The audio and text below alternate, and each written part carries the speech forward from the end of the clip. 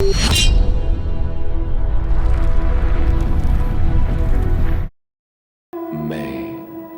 ओंकार हूं। गुरु गर्ग भी जब मैना से पार्वती के भावी पति के लिए शिव का नाम बताते हैं तो वे चिंतित हो जाती हैं। हिमालय राज उन्हें आश्वासन देते हैं, पर पार्वती प्रसन्न होती है। बार बार समाधि भंग होने से शिव नंदी को साथ लेकर कैलाश का त्याग करते हैं। सभी उन्हें खोजते रह जाते हैं। नंदी के पूछने पर हिमालय राज शिव जी के लिए हिमालय पर तपस्या व समाधि की सहर्ष अनुमति दे देते हैं। शिव की भांति ब्रह्मा भी ब्रह्मलोक त्याग कर वन में आ जाते हैं, पर नारद वहां भी पहुंच जाते हैं। हिमालय राज सपरिवार शिव दर्शन के लिए गंगावतरण शिखर पर जाने के लिए प्रस्थान करते हैं। हिमालय राज सपरिवार हिमगिरी शिखर पर भगवान शिव के दर्शन करते हैं। पार्वती जब भगवान शिव के समीप जाती है तो कैलाशपति की दिव्य दृष्टि पार्वती में देवी सती के रूप को देख लेती है। नहीं, सर्वथा नहीं, कदापि नहीं। इस समय हम मोह माया से सर्वथा विमुक्त हैं। तुम्हारे वियोग के पश्चात वैराग्य हमारे संपूर्ण अस्तित्व का एक भाग, एक अंग बन गया है। अब हम उस वैराग्य से दूर नहीं जाएंगे।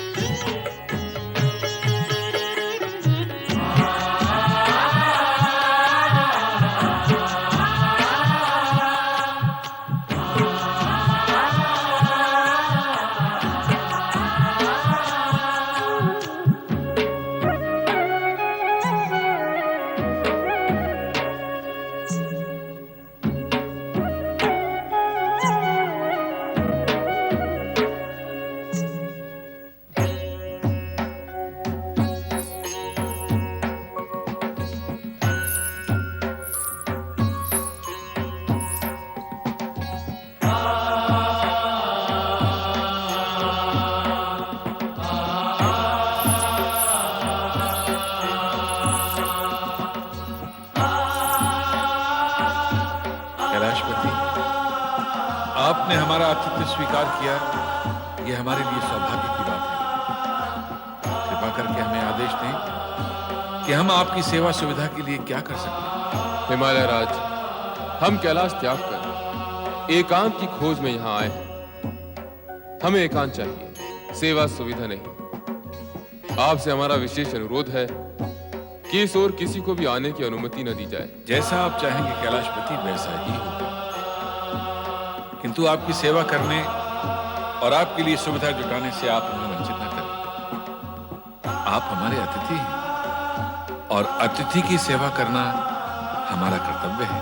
आपकी सेवा से हमारे एकांत में बाधा पड़ेगी। ऐसी स्थिति में हमें इस स्थान त्याग कर किसी अन्य स्थान पर जाना होगा। नहीं कैलाशपति, हम अपने अतिथि को अप्रसन्न कदापि नहीं कर सकते।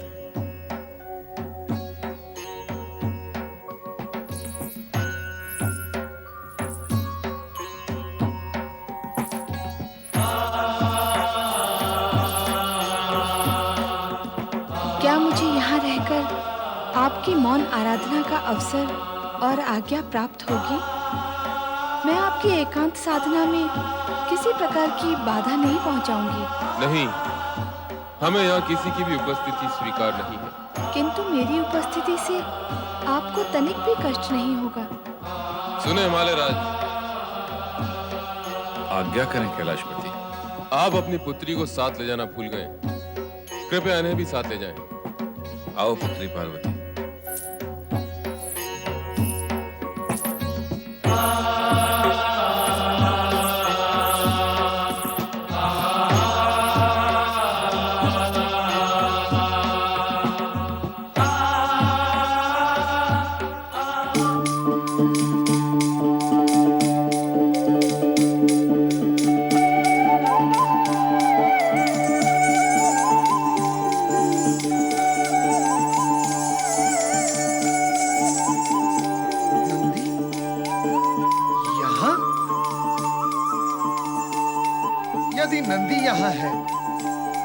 तो नंदीश्वर भी अवश्य यही होंगे।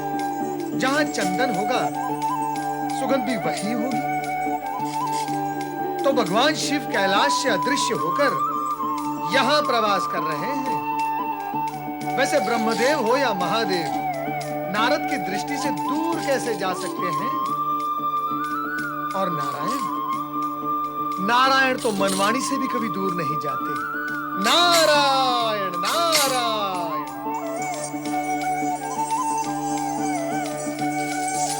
नारायण नारायण। देवऋषि, आप यहाँ पर कैसे? क्यों नंदी, हमसे बचकर भाग रहे हो? मैं नहीं देवऋषि, वो तो भोलेनाथ। नंदी, तुम हो या तुम्हारे भोलेनाथ, नारद की दृष्टि से दूर नहीं जा सकते। अच्छा नंदी, हमें ये बताओ कि तुम और भोलेनाथ कैलाश से अदृश्य क्यों हो गए? ये तो भोलेनाथ ही जाने। नारायण नारायण, तुम भी तो कुछ जानते होगे नंदी। कहीं ऐसा तो नहीं कि वैराग प्रकट करने वाले भगवान भोलेनाथ के मन में अब अनुराग जाग गया हो और इसी कारणवश पार्वती का सामीप्य पाने हेतु वो यहाँ आ गए हो? ये सब मुझे कैसे ज्ञात होगा देवऋषि? तो फिर मैं पूछकर ज्ञात कर लेता हूँ ना। अरे मुझ पर कृपा करें देवऋषि, आप उस ओर ना जाएं। भगवान भोलेनाथ समाधि में लीन है, वो किसी से मिलना नहीं चाहते। मुझसे भी नहीं? नारायण नारायण। अरे नंदी, मैं उनका परम भक्त हूँ। भगवान भोलेनाथ मेरी वाणी सुने बिना नहीं रह सकते और मैं उनके दर्शन किए बिना। मुझे जाने दो। पर देवऋषि, जो करता रहेगा पर वो शीघ्र जाएगा मर। मुझे जाने दो। नारायण नारायण।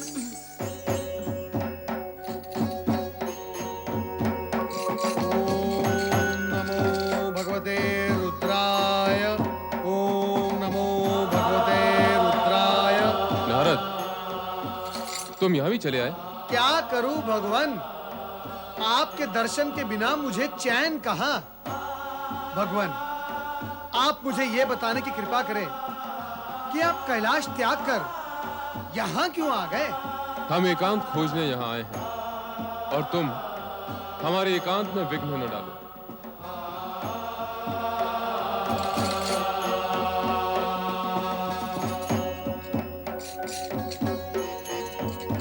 नारायण नारायण। जा रहे हैं देवऋषि? हाँ नंदी, जब नारद का वश नहीं चला तो अन्य कोई यहाँ कर भी क्या सकता है?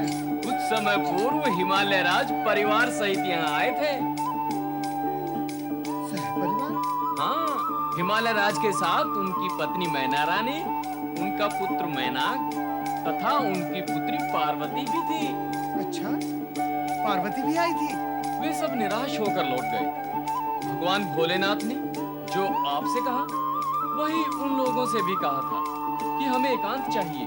लगता है अब वो समय समीप आ गया है। कैसा समय देवऋषि? नंदी, शक्ति ने जिस उद्देश्य से पार्वती के रूप में जन्म लिया है उसके पूर्ण होने का समय समीप आ गया है। भगवान भोलेनाथ कितने ही प्रयत्न कर ले किंतु शक्ति को विलग नहीं रख सकते। शक्ति शिवजी के समीप आएगी, अवश्य आएगी, शीघ्र ही आएगी।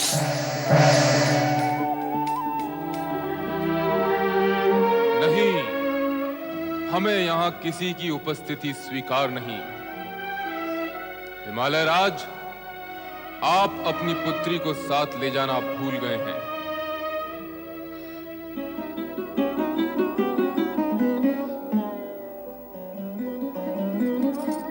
पार्वती, तुम वहाँ से उठकर यहाँ आ बैठी। जब तुम वहाँ से यहाँ आ सकती हो तो क्या हम वहाँ से यहाँ नहीं आ सकते? क्यों तंग कर रही हो? मुझे ये सब अच्छा नहीं लगता। क्या बोलती हो पार्वती तुम? हम तुम्हारी सखियां हैं, क्या हम तुम्हें तंग करेंगे? हमारी चेष्टा तो यही रहती है कि हम वही करें जो तुम्हें अच्छा लगता हो। अच्छा, अब बताओ क्या हुआ था जब तुम हिमगिरी शिखर पर गई थी? क्या बताऊं, भोलेनाथ किसी को भी अपने सम्मुख देखना नहीं चाहते। उन्हें एकांत चाहिए, एकांत। इतना समझ लो पार्वती कि देवर्षि नारद जी की भविष्यवाणी के अनुसार भगवान शिव तुम्हारे पति होंगे और तुम उनकी पत्नी। विधाता के इस लेख को कोई नहीं मिटा सकता। वे भले ही तुमसे दूर रहना चाहते हो, किंतु तुम कैसे उनसे दूर रह सकती हो? तुम्हें उनके समीप जाना ही चाहिए। उनके मन में अपने प्रति अनुराग उत्पन्न करने के लिए। गई तो थी, किंतु वे रुष्ट हो गए। तुम दोनों ने भी देखा था। हो सकता है तुम्हारे पुनः जाने पर वो पुनः तुमसे रुष्ट हो जाए। तो क्या मैं बार बार जाकर उन्हें रुष्ट करती रहूं? नहीं सखी, ऐसी बात नहीं है। सत्य तो ये है कि प्रिय को प्राप्त करने के लिए प्रिय के प्रत्येक वस्तु को प्रिय मानना पड़ता है। यहाँ तक कि प्रिय के क्रोध को भी प्रिय मानना पड़ता है। वे भले ही मुझसे रुष्ट हो जाएं, मुझे अपने से दूर करने की चेष्टा करें, किंतु मैं उनके रोष को भी प्रेम मानकर उनसे मिलने अवश्य जाऊंगी, अवश्य जाऊंगी। सती का दृढ़ सी ही दयनीय दशा हो जाती है, जैसे आकाश में भटकते देवगण की हुई।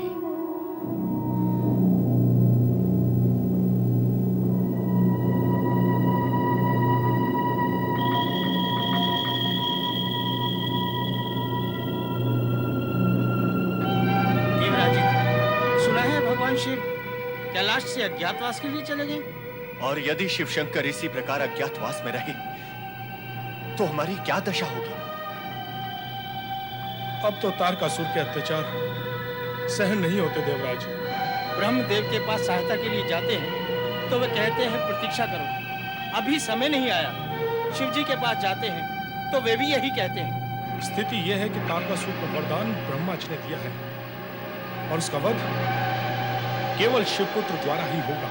अब तो ब्रह्मा जी भी ब्रह्मलोक में नहीं है, वो भी कहीं अज्ञातवास में चले गए हैं। ब्रह्मदेव और शिव जी का इस प्रकार अज्ञातवास में जाने का क्या कारण हो सकता है?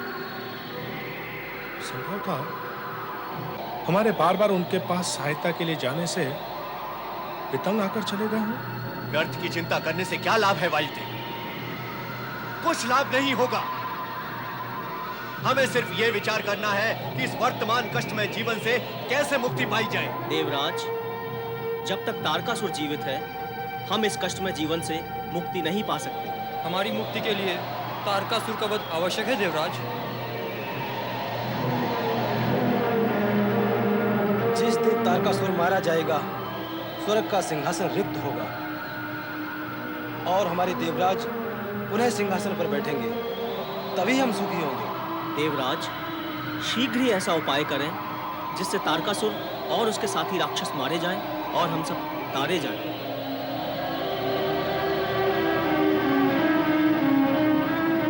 क्या उपाय किया जा सकता है सूर्यदेव? ब्रह्मदेव और महादेव से मिलने की दूर दूर तक कोई संभावना नहीं। पता नहीं ब्रह्मदेव क्यों इन राक्षसों को ऐसे ऐसे वरदान दे डालते हैं जो हमें ही कष्टों के कूप में डाल देते हैं। अनेक बार ऐसा हुआ है। जब भी ब्रह्मदेव ने किसी राक्षस को वरदान दिया है, उसने देवताओं पर अत्याचार अवश्य किया है। मेरा विचार है कि हमें ब्रह्मदेव का स्मरण कर उनसे प्रार्थना करनी चाहिए कि वे शीघ्र ही तारकासुर के वध की व्यवस्था करें। अरे दुष्टों, हमारे स्वामी के विरुद्ध षड्यंत्र रच रहे हो। तुम उनका वध करना चाहते हो, इससे पहले कि हम तुम्हारा वध कर देंगे। ले चलो इन्हें, ले चलो तारकासुर के पास।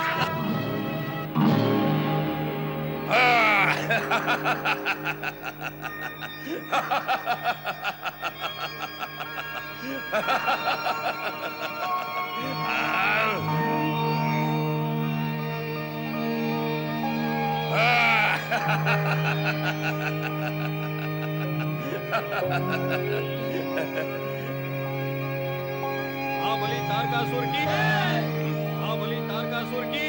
कौन है वो दुष्ट बलि तारकासुर की जो हमारे रंग में भंग कर रहा है?